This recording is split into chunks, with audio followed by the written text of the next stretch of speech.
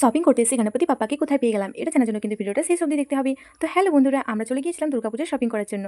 আর দেখো আমরা কিন্তু গাড়িতে বসা মাত্রই বৃষ্টি আরম্ভ হয়ে গেল। এরপর বাঁকুড়া পৌঁছে আমরা কিন্তু চলে এসেছিলাম কেকস এন্ড বেক্সি। আর এখানে এসে কিন্তু আমি একটা নতুন ধরনের খাবার খেলাম, যেটা আগে কখনো খাইনি। তবে এই খাবারটার টেস্টটা কিন্তু একদম অন্য ধরনের ছিল, আমার কিন্তু মোটামুটি ভালোই লেগেছে। আর দেখো এখানে কিন্তু আরো অনেক ধরনের Belgium cake, pastry, chocolate cake অনেক কিছুই ছিল।